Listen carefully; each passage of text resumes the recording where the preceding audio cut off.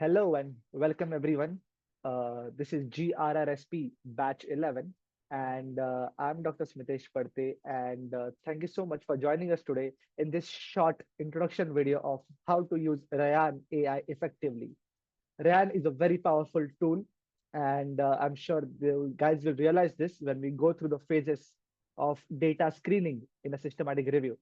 This is something that is going to help all of the collaborators work together on a single platform and without further ado, let's jump right into it. I'm going to share my screen and we'll start. So, first things first, so can everyone see my screen? Perfect. First things first, a simple search, Rayan AI, and there we are.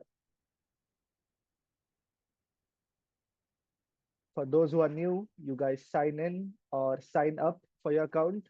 That's what needed. It's completely free, so no need to give any details.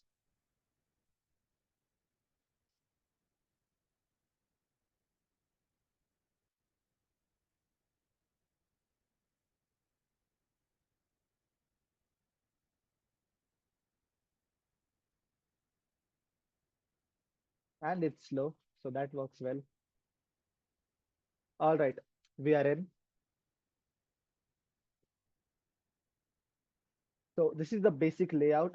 Now, those who have been using it for a long time will understand that this has been the updated Rayan AI. The original one did not look like this, but here at GRRSP, we stay modern with the times. So we're going to use this platform.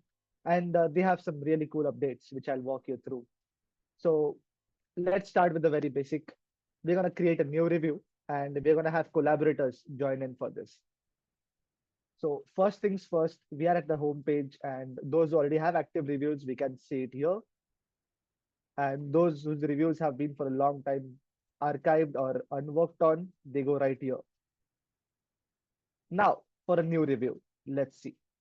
To create a new review, we have to add a title. For example, neurodevelopmental delays and okay, let's just go with that neurodevelopmental delays. Type of review, it's a systematic review. Domain, well, we can choose any domain, but this one's biomedical. Let's go with that. Description, we can put any description that we see fit. Let's see a systematic review for GRRSP. Let's go.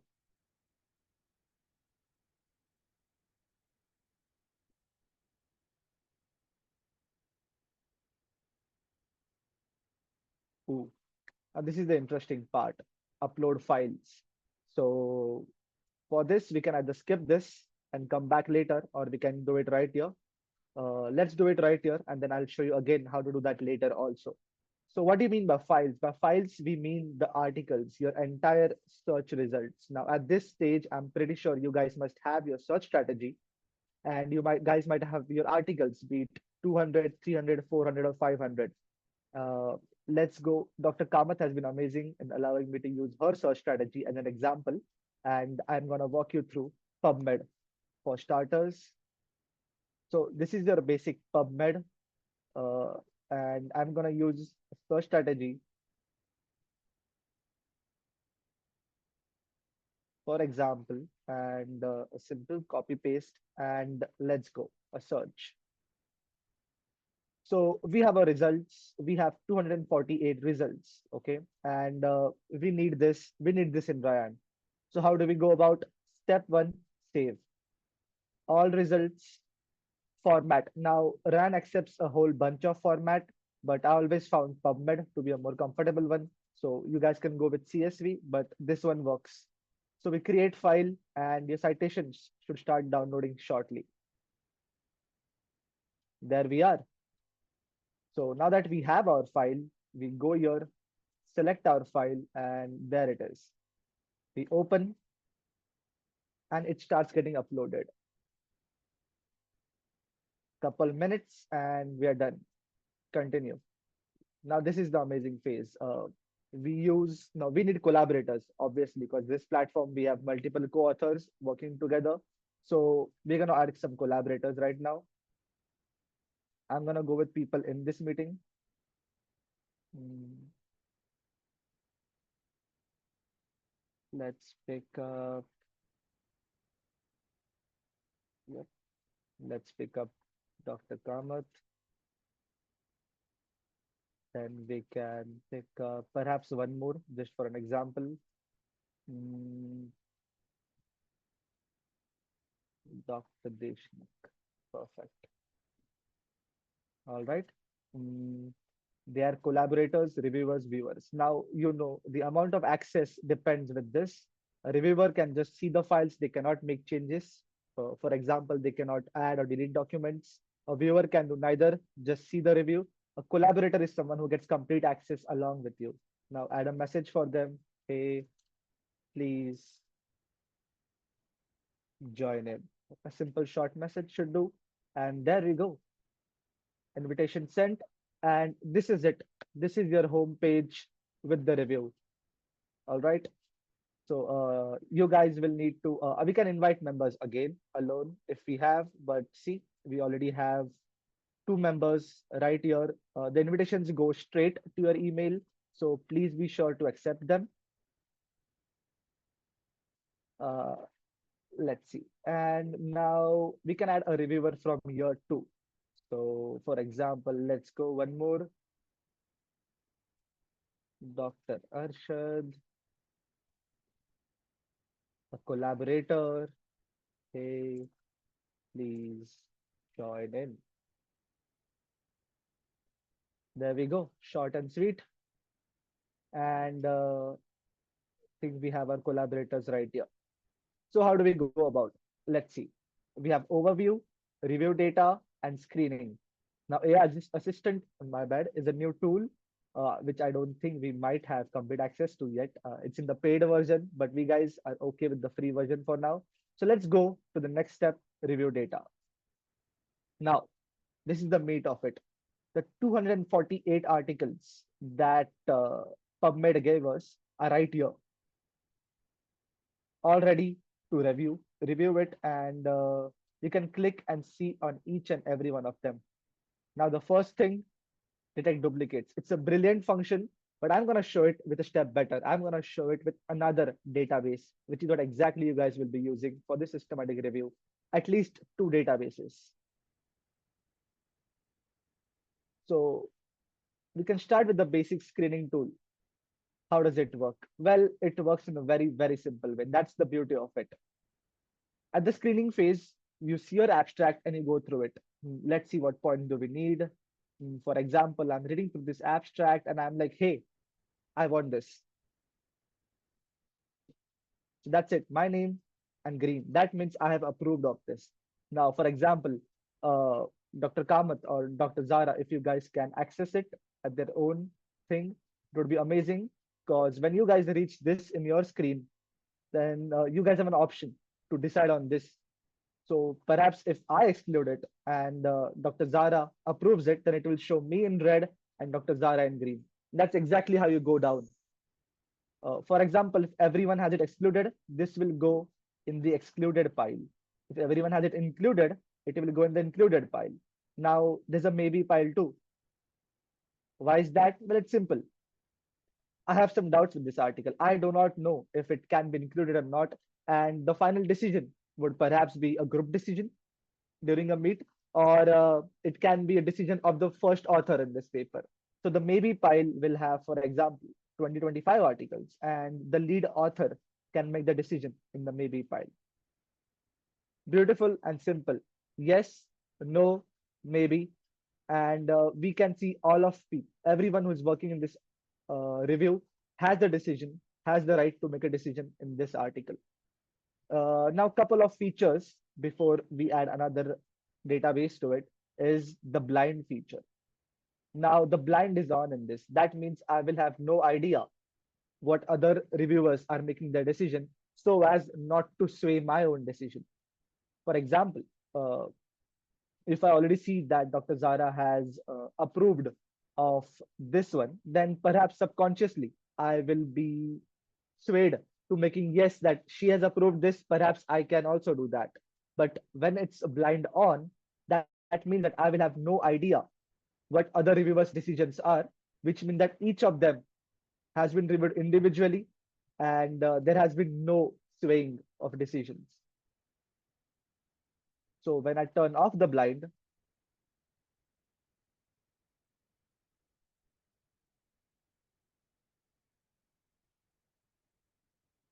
perfect, there you go.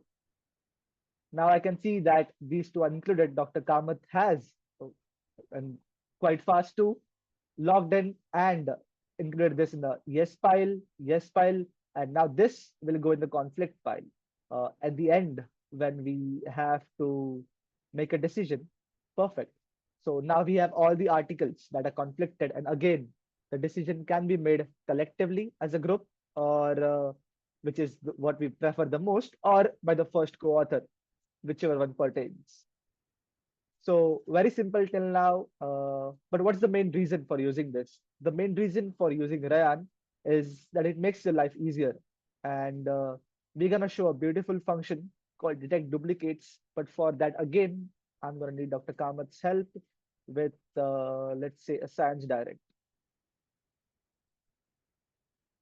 I'm gonna go in for the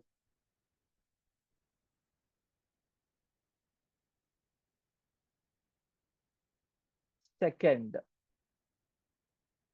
database, science direct. There we are. Loading 653 results. That's quite a lot. Perhaps few in English, and display 100 per page. And we can select articles to export. Again, whichever format works. A RIS format works too. There is it downloaded.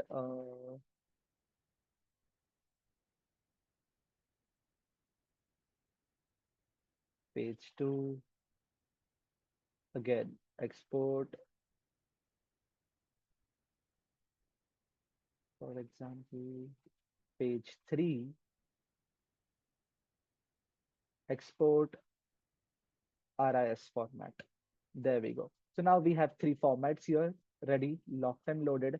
Let's add them in our review. And we did that already in the start, but here's another way how to do it is the import data option. We go over here, we click on this, and again, the same thing. Select files. So we have Science Direct 1, 2, 3, open.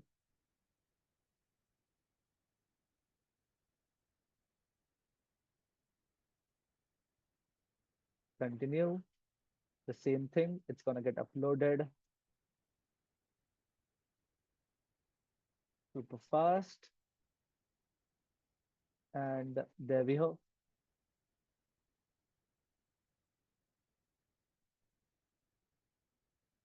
Let's go to the review data section. And we have 248 plus 348. It's gonna get uploaded. Yep. Perfect. There we have Science Direct and PubMed, two major databases, and we have all the articles right here. So let's start with the most important feature, perhaps detect duplicates. Mm,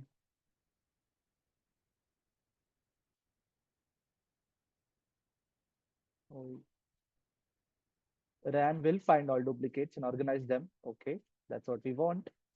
And there we go. It's gonna work in the background, and 41 duplicates have been found. Now, this is the meat, guys. Please pay attention.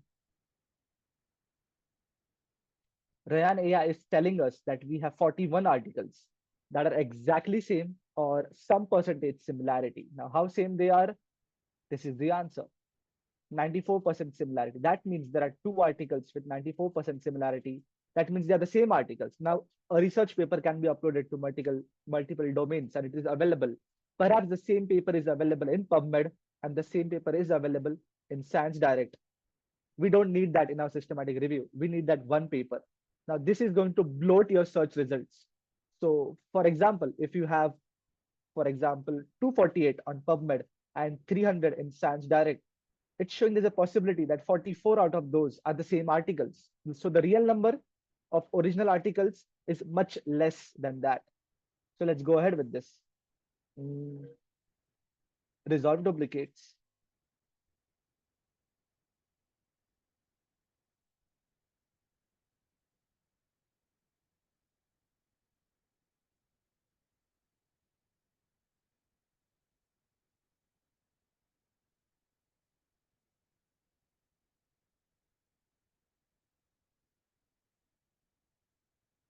And that's it.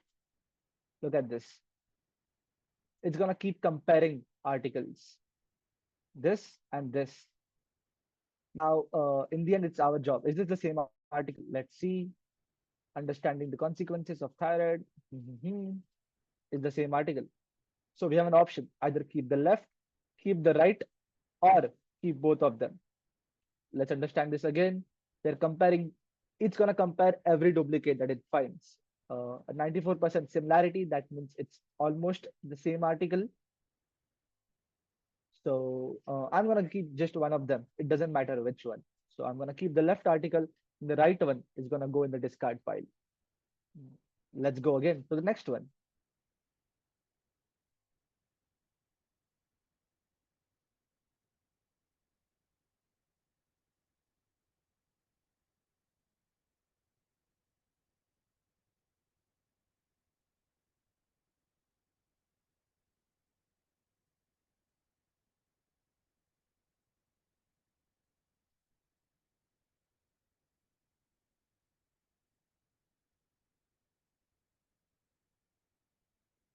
All right, there we are, a bit slow, but we reached here nonetheless. Another article.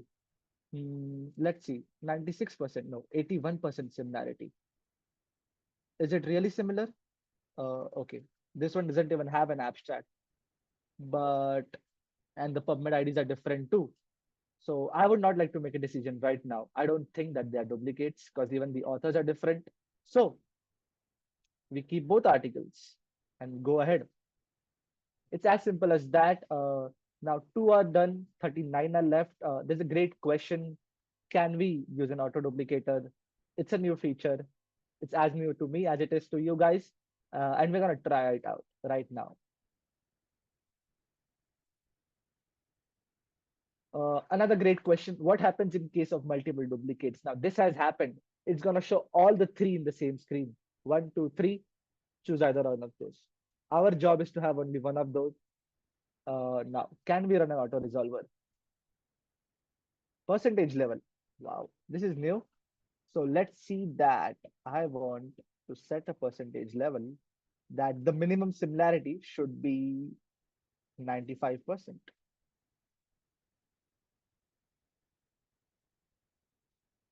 Hmm. Oh, it's a bar 95%. Perfect. Resolve. And nope, we can use it. But for those who can get the Rayyan premium, can definitely use this feature. And I'm sure it's going to come in handy to help you resolve it. But right now, for this purpose of presentation, we're going to keep on doing it for one more article, perhaps. But I think we get the gist over here.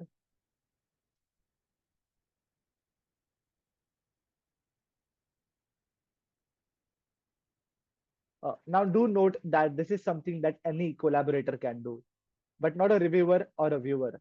Their rights to this AI, the rights to this systematic review are limited. So, as a collaborator, I'm sure Dr. Kamath can also log in, or Dr. Zara and Dr. Deshmukh can also log in and do the same thing that I'm doing here right now. Okay, it's gonna take some time, but we're gonna move on to another important aspect. It comes to screening. Now, we have multiple people working in the same document at the same time. This is going to help people collaborate from across the globe. So, which obviously raises the question, hey, why did you exclude this article? Is there a reason to it? And I think that sorting is made easier with this function, something that's a pro tip, and that's called exclude with a reason. Now I have this and I don't like this, so I'm going to exclude this article. And there's this option of excluding with a reason, which is going to prove extremely handy. Wrong outcome, wrong publication type. This is going to make it easier for your other collaborators and reviewers to understand that, hey, why did this person exclude this article? So I'm like, no, it's the wrong population, apply, and we have it. Then we go to the next article. I don't like it. I'm going to exclude it. And the reason is going to be a wrong study design. So in the end, you're going to have access to all those articles that you've excluded with this same label, a wrong study design, a wrong population, or a wrong duration. And you have an option over here to create your own label too. For example, I'm going to create a label, uh, no statistical data for meta-analysis. That might be my reason for excluding this article.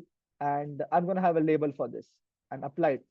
Now, this is going to carry this label. Now, the label can be anything, foreign language, foreign this. It is personalized for your own memory. Because after going through 400 articles, it's there's a good chance that you will forget why you excluded that first article.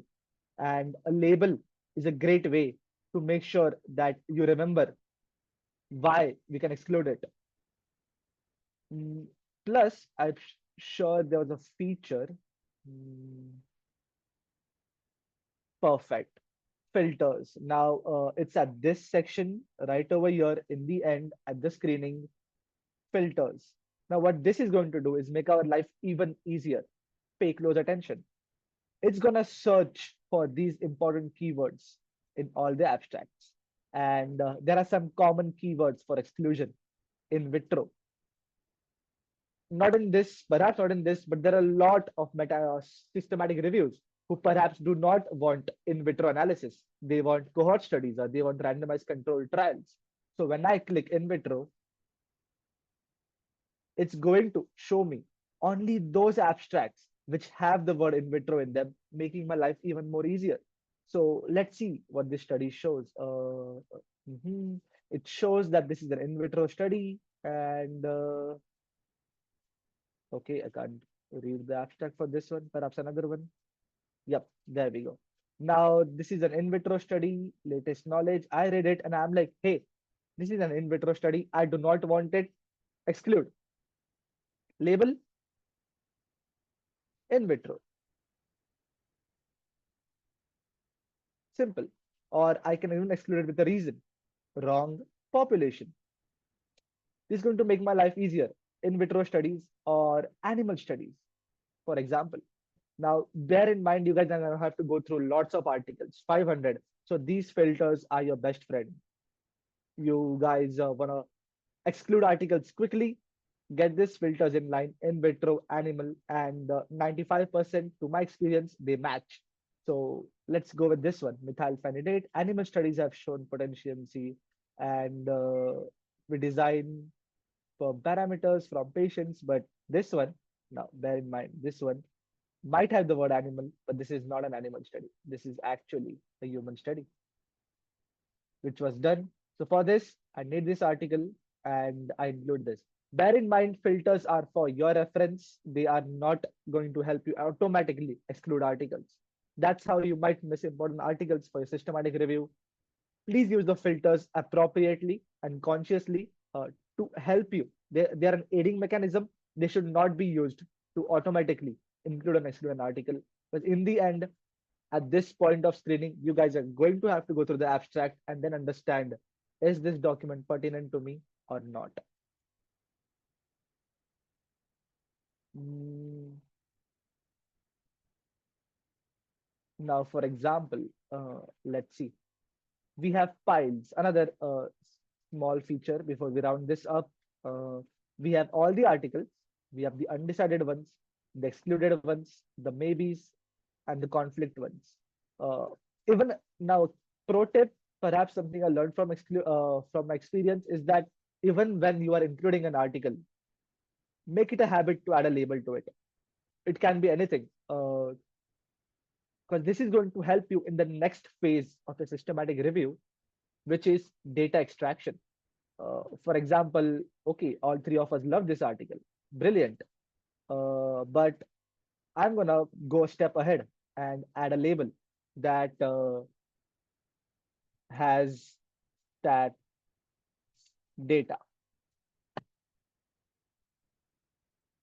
So when I come back, I know that this one actually has the data, the hazard ratios or the odds ratio, which might be helpful for me in the future. Or this one is a trial not done in English language. Or this one, the reason that we're interested in this one is because this one is done in a certain country. Whatever your inclusion criteria might be, please make it a point to add a label, because in the end, when you have those 500 or 1000 articles, these labels are going to make your life easier sorting and classifying the data. That's going to help you in the end. So a small overview again. This is your review, neurodevelopmental delays. These are the members, and all of them can see the same home screen and access the data. This is the data that you have, the articles that you imported from your own downloads or wherever the file might be. Duplications, we already went through this, a very simple process, touch and go. The unresolved duplicates and the resolved duplicates. By the end, when all of them are resolved, you will have zero unresolved duplicates, and the data that you're left with, they're all going to be original articles.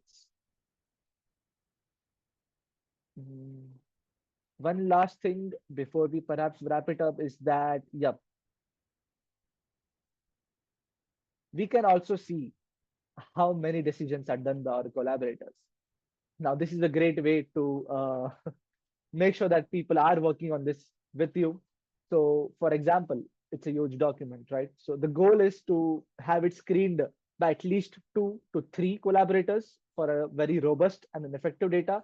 But for example, Zara, I know that has worked on only these many number of articles, and 2%. Dr. Kamath 1%, and Dr. Deshmukh 0. So this is a great way to maintain accountability and to tell your team that, hey, we guys are still left with the progress, and a great way to show the overall progress would be this. How many are left, how many are included, and how many is the maybe. Again, an excellent tool for gathering data and screening data all in the same place.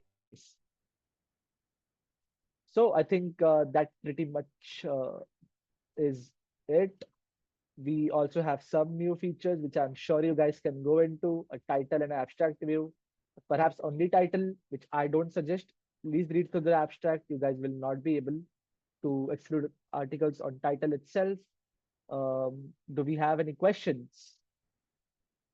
What about articles which need a further read before deciding exclusion or no? Should we do that before or after Rayyan use? So Rayyan is basically a screening tool that's going to help you select those ones. For example, you feel that, hey, this article, it might have something, but I will need to access the whole paper. Maybe add a label, get the whole paper. It's as simple. Now, the labels can be personalized. Please use whatever words you want to give. But this is what we go. This is a screening tool. This is not your main tool. All the papers that are included. After we have, for example, I include all of the papers. One, two, three, four. Now, these papers directly don't go in your systematic review. These papers included pile means these are eligible for a full text screening, which means after this, for example, after the 547 articles, you guys come up with say around 50 to 60. The main author, along with all the collaborators, are going to go through all of these papers with an in-depth full text screening. And then again, decisions will change over there. Rand perhaps won't be able to help you in that, but eventually it will. For example, I went through this article, and in the end, after a full text reading, I'm like, nah, this is not what I want in my systematic review. This does not match my criteria. Exclude reasons. Full text screening it did not pass full text screening, or whatever reason it might be, you might add it. For example, I am not the main author, I'm a collaborator, I have some doubts in this, that there's a maybe, I can add a label, need help with full text screen. So perhaps the main author can step in here, make the decision at the end. Mm, Again, so we can make the label whatever we want, full text screen, further read necessary, decision necessary. So I think it's already a long video, but this was a gist on how to use Rayan AI effectively, a tool that's going to make your data screening phase of systematic review very easy and help you slingshot your way around to data extraction. So thank you so much, guys, for sticking with me with this. Are there any more questions? Because you guys have fantastic questions, and I'm sure I'm going to help everyone if I answer these questions right. Great presentation, Dr. Padte. Thank you. Thank you. Thank you so much. All right, no questions. So that's it. Thank you. I'm going to stop my screen sharing and recording now. Thank you so much again for joining us here at GRRSP channel. I will see you in the next video.